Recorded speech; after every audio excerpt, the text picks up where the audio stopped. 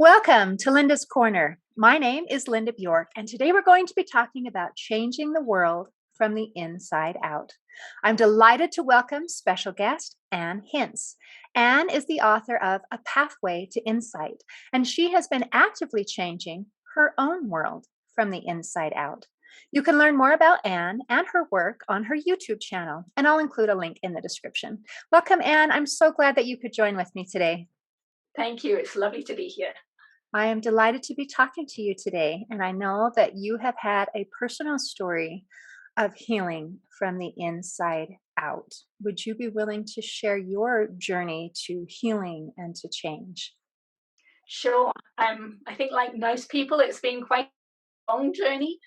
When I was a teenager, when I was 19, I woke up one morning and found my mother dead in the bathroom. And she had died overnight. And there was a big trauma because my dad was living overseas. My brother was at his girlfriend's house. So it was just me. And it was a big trauma. And it stayed with me a long time. And I didn't really realize how much a part it played in my life still until I was in my 40s. And I had two young boys. I was a stay-at-home mother. And I went to my doctor's office and he asked me what my stress level was on a scale of 0 through 10. And it was an 8. And he wondered why, because it shouldn't have been that high if I was a stay-at-home mom with two young kids. And I knew immediately that it was because the tears from that event 2 decades earlier was still so close to the surface. So he used this seemingly weird technique with me called EFT, short for emotional freedom technique, where you tap on meridian systems as you talk through the trauma. And 15 minutes later, I walked away from his office and I could tell the story of her death with no tears. So it seemed magical to me because I had tried so many things over the years and something would make me feel better for a little while and then it would always revert back. But this seemed like it was a real solid change. So I went with it. I learned how to do it myself and I did it on all the traumas that I could remember from my whole life. One a night. I just went through them one at a time. And I found that my mind became quieter. I hadn't realized that the voice in my mind that criticized me and criticized other people so much was actually my dad's words, the words that I had been programmed in childhood to say. Oh, And it was really nice to become quiet inside. And it was only at that point I could look back and see that that was happening. But while I was living in it, I had no idea that that was my dad's voice. there's so many thoughts going through my head. So I have a couple questions and a couple comments. One thing, I think it's so important that people realize that we have to address those traumas in our lives. Some people think that time heals all wounds, and it doesn't. Time can bury our wounds, but it doesn't heal them. It becomes like a sliver under the surface. And until it's actually addressed, it is still a part of us. So that is amazing that you were able to find someone who could help you. Was he just a regular MD or was he what kind of He was doctors? he was he was a holistic. He's a holistic MD. He Yeah, was and I'm not sure he uses that technique with people anymore, but at the time it was perfect. So can I just go along with that point that you yes, just came with? please. Yes, we normally suppress so many things and we don't realize that we're suppressing them. So one of the ways I explain this when I'm talking to people is through the law of attraction. That I think most of us have heard of that what we put out, we get back in life. But through this work, I realized that it's kind of deeper than that. In that we ourselves, our whole physical being, is a signal, and we are putting out that signal all the time. And we're getting back what it is we're putting out. We're getting back that feeling complex of what we're putting out. And it's not just our thoughts, because our thoughts, they're just words, but it's the feeling, it's the emotion that comes with that we're putting out. So if we've got all this trauma stored inside of us, and I realized over the years that it's stored inside of our connective tissue, if we have this stored inside of us, it's part of our signal. And we're getting back in life what we're putting out through part of that signal. And I think that's why people end up doing the same things over and over again, or they attract the same type of person over and over again, or the same experience, because it's part of our signal. And I was fed up with that. I wanted some real solid permanent change. So I realized I had to do more than just change my thoughts. I had to actually go inside and change that signal so that I was getting something different back in life. Okay, well, let's talk about how to change the signal then, because that's a really big deal. And I know you mentioned, as I read through what you gave me, that you're not a big fan of just positive thought, that that's not good enough, or meditation, but you have a different way of changing that signal. So, what do you do it through the EFT, or what do you do? Yes. Let me go back to those 2 points though. First, when we're trying to think a positive thought, in doing that, we're not accepting the thought that is there. We're suppressing it. So it's just more of the same that we just talked about. It's a way of suppressing what's already there. It doesn't change anything.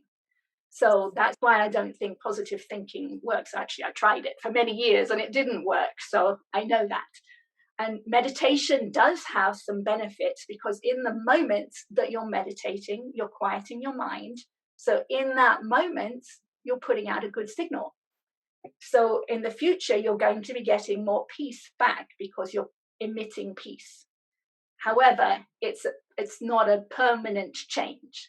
I wanted to actually change the signal so I didn't have to meditate, right? So just in everyday life, I'm putting off a different signal and getting different things back. Okay, that's So the interesting. way so the way I started was with EFT because I didn't know what I felt to begin with. I had so much trauma stored inside of me. If someone would ask me, how do you feel? I had no idea. I would put it off and say, I don't know, I'm fine. How are you feeling? Right? Because I didn't know how I felt. So doing this work with EFT, you kind of bypass that part of you and you just start with words and stories. So like I would tap through these meridian points, and there's I think 10 meridian points, and you can find it online. There's hundreds or probably thousands of videos that show how to do it online. Okay. I would tap through those and talk through the stories of the trauma, and then talk through them again and talk through them again until got to the point where I could just tell it like I was reading it from a book. Right? There was no emotion in my voice, no drama in the words. And at that point, the signal has changed because that memory no longer has a charge to it, right? It's really a signal, right? It doesn't have that electrical charge to it.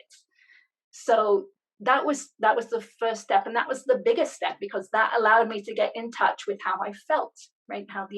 What emotions were behind a particular event that had happened. So Okay. that's an expansion of awareness, right? I wasn't aware before of the emotions behind the events, and now I was. So So it was great. how, as you're describing and telling your story while you're doing this tapping, and I've heard of EFT, but I'm not super familiar with it. But how did that help you understand how to describe your emotions? I'm missing a piece of the puzzle.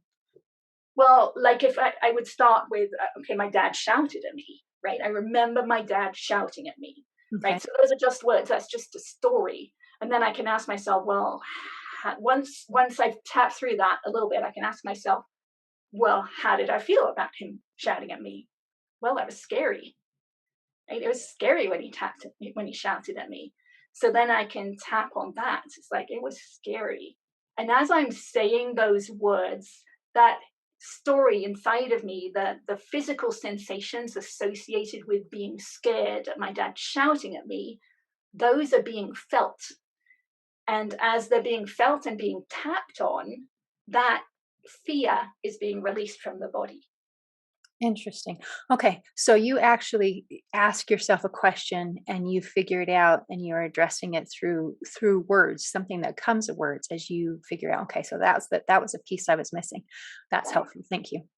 And then I went one step deeper because underneath each emotion, like for example, fear, there's physical sensations, right? If you're afraid of something, you're probably holding yourself tight, maybe in your abdomen, maybe your throat. So then I would become aware of those physical sensations that I was feeling. Okay, so I was afraid of my dad shouting at me, and I can feel that tension in my stomach as I'm feeling that fear of my dad tapping at me. I became aware of that tension in my stomach. And then that's what I focus on. I can feel that tension in my stomach from my dad shouting at me. That's a deeper level of awareness Okay. that everyone can find, but it takes some, for me, it took time of doing this work to be then become aware of that, the physical Like sensations. you're peeling back some layers. So part of it was addressing the event, and then part of it was addressing the feelings and the emotions. And then you got deeper and recognized the physical sensations that came along with that. So Yes. okay, that's beautiful. So you're peeling back the layers and allowing that um, that trauma and all of its essence to be released. And it's interesting. Not everyone is aware that our trauma becomes a part of us physically.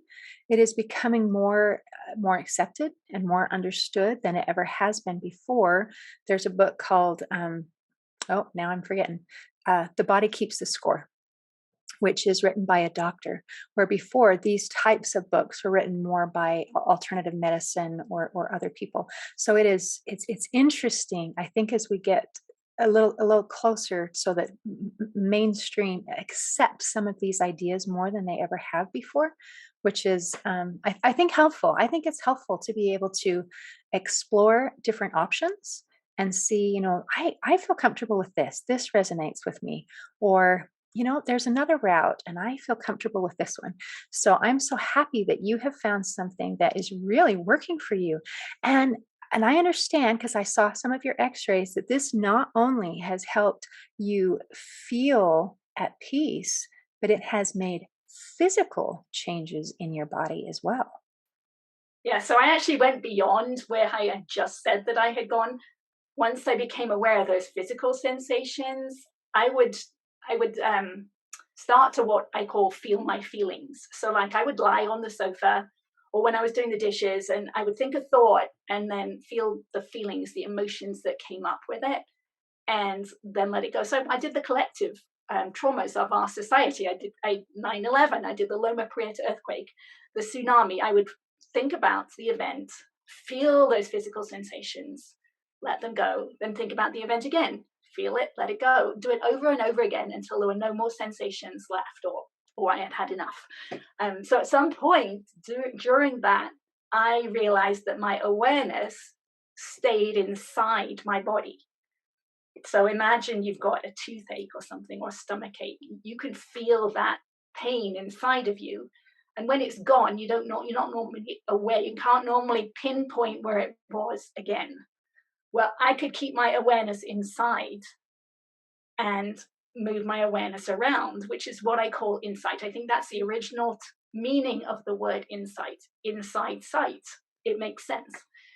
So I started doing that more and more and excuse me, became able to hold my awareness on tension on the inside, which I eventually realized was fascia or connective tissue. Hold my awareness there, and I could feel and hear it let go, release tension. So, over the last year or two, I've been doing it in my face and my head, which is, I think, where most of our excuse me, our trauma starts. It's from facial expressions that we use when we're not allowing ourselves to be true to ourselves. So, like as a child, we might see something we know that is wrong, but we don't feel we can say anything about it. So, we actually pull on that connective tissue in our body using facial expressions, and it gets stored in there. So, I've been working to release the stored tension in my face, and it has totally shifted my skull. I mean, I look at those x rays, and it still blows me away that I did that with my focused awareness because it'll change the alignment of my eye sockets. I didn't even know that was possible. And So now I know you said you had scoliosis. Does that affect the eye sockets? I mean, how does the eye sockets match with well, the? my whole body was torqued because I was born with my right foot up against my shin, and I think my whole body was torqued, twisted. Mhm. So that was part of the scoliosis, but yeah, the where my neck attaches to my head, that was totally not straight, and it's a lot straighter now. That and I can feel that incredible tension release in the back of my neck using focused awareness. It's kind of strange. But it shows to me is the incredible power of the mind. That's beautiful. That is beautiful. And again, not everyone it recognizes that our mind and our body, our emotions, our feelings, all of these things are interconnected and they influence each other. And we are gaining a better understanding that matters. They used to talk about, they say, oh, that's just psychosomatic. It's just in your head.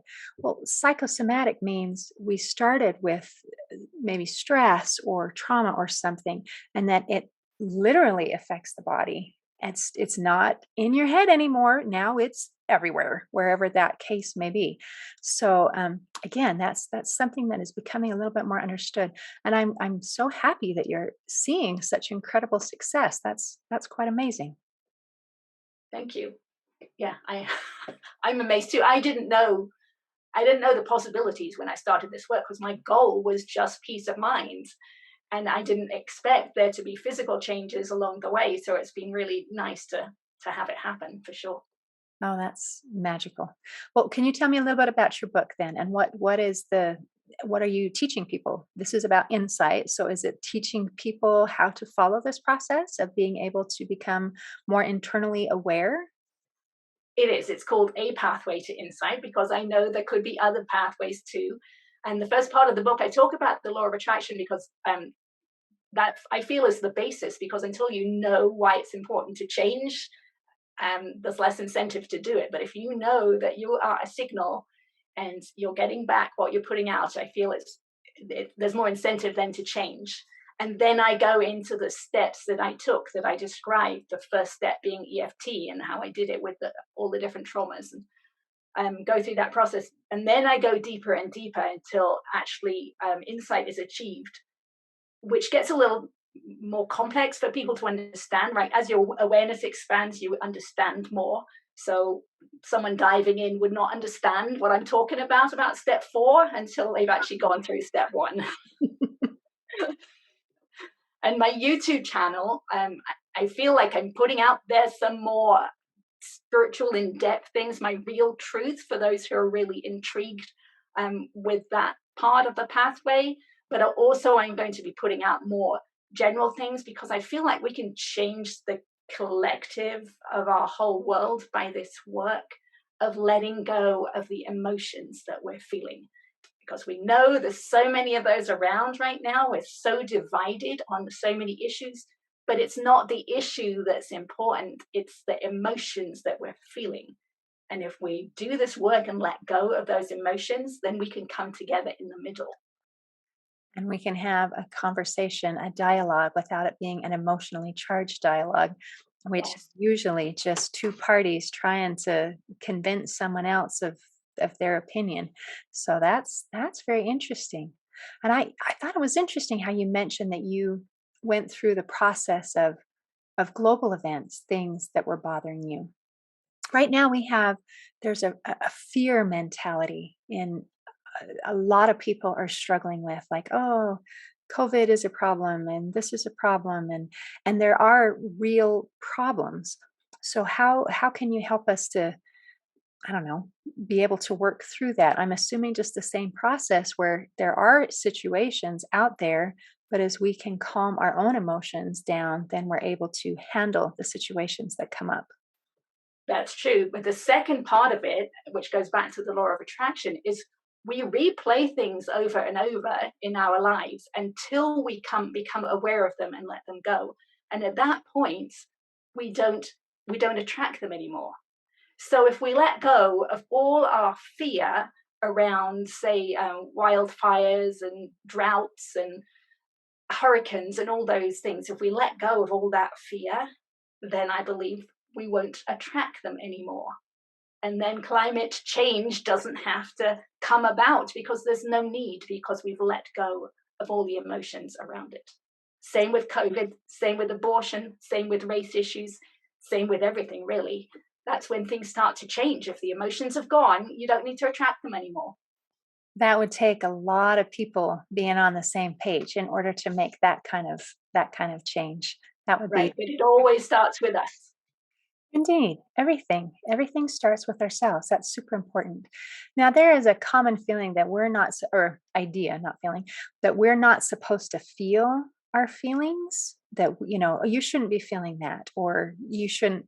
And how do you feel about that idea? That's part of the suppression.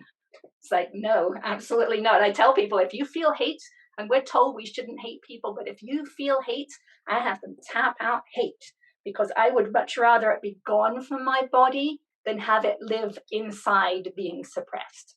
So, absolutely, we need to feel those feelings and let them pass through. And that's what I've been saying to people about the recent 20th anniversary of 9/11. If that brings up emotions in you, just let them flow, let them come up, feel them, experience them. What do they feel like in the body? What does that fear feel like in the body? Can you feel the tingling in your arms? Can you feel that tension, the nausea maybe in your stomach? Just allow it to be and allow it to pass through. Because unless we do that, we're going to attract something that brings up those same feelings again. And I would rather not do that. So I encourage people to feel those feelings and let them pass through. And that's the magic, I think. It's not just to feel it, because I could be angry and I could keep being angry. The idea is to feel it, to allow ourselves to feel it, and then to let it go. I think of Yeah, the analogy of like a freshwater body of water, fresh water versus a salt. Like, for example, in Israel, where you have the Sea of Galilee and then you have the Dead Sea, where the for the Sea of Galilee, it has an inlet and it has an outlet, and then it allows it to be fresh water. Whereas the Dead Sea, it has an inlet, but there's no outlet. And then it just accumulates and accumulates all those salts and all those minerals until nothing can survive. No fish, nothing can live in there. It becomes dead. And so, as we allow ourselves to feel our feelings, don't try to dam it off, because then we're, not getting any fresh water, to allow it to flow through us and then to work its way out. So, that's a great analogy. I love that. Yes, uh, and it's a very subtle difference. You've got to really become aware of whether you're suppressing or whether you're allowing, because it's so easy to suppress. If you feel yourself getting caught up in the emotion of something, then you're not letting it flow. You're going with it. There's a yeah, you explained it really well. But yes, you want to feel it. Just allow it. It's like, what does this anger feel like? Is my jaw tight? Can I feel that tension in the jaw? Can I feel the clenching of my fists? It's like, just notice it and allow it to be, allow it to exist. And then it will eventually dissipate and pass through. And that's the same thing that I'm doing on the inside with the holding the awareness on the tension in the fascia. I'm just holding the awareness there. I'm allowing the tension to be, and then it will dissipate. And that's so interesting to be able to see that, because I'm seeing that on the inside and I know how to experience it on the outside. And it's the same. that's beautiful. That is magical. And again, I think it's super important that we clarify it as we feel our feelings. I have seen support groups, for example, for like abuse or other issues, where it is not, their intention is not healing, it is validation, where they get together and you're angry and you're angry and you're blaming and you're angry and blaming, and then this person's angry and blaming, and then they say, yes, you're so right to be angry and blame. And when they're done, oh, there's lots of emotion going on, but there's no healing. Right. And So, that's why EFT is so valuable at the beginning, because you're not aware of those, the deeper parts that we've just talked about.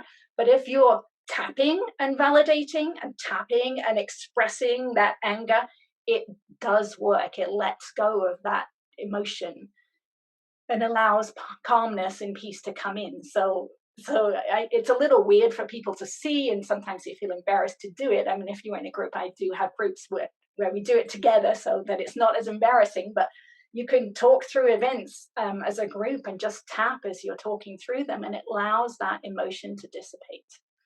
And there is healing there. I wish I understood why that works.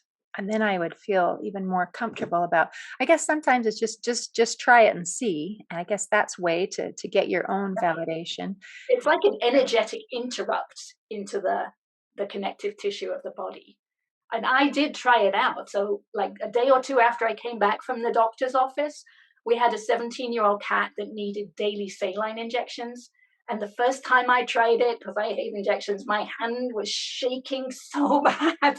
I knew I wasn't going to be able to do it on a daily basis. So I thought, okay, I'm going to try it out. So I tapped. I tapped about my hand shaking. I tapped about my fear of injections. I tapped about my memories around injections. And the next day, it just slid in and it was so easy. And every day after that. So, I tried it out and it worked so well. Fascinating. So I guess the bottom line is just give it a try and see what you discover. I would encourage people if they do look it up online because EFT's been around for quite a long time now and it tends to morph. These things tend to morph as people get hold of them and they start doing what they think they should do with it.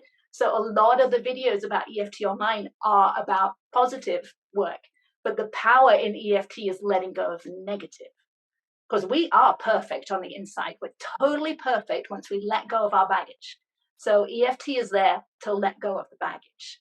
When you try and tap in the positive without letting go of the negative, it's just like your analogy. The negative's still sitting in there. So it hasn't done its work. So just be aware of that if you're looking up videos online. Oh, interesting. Thank you for the advice. I appreciate that because I think I will need to do some follow up.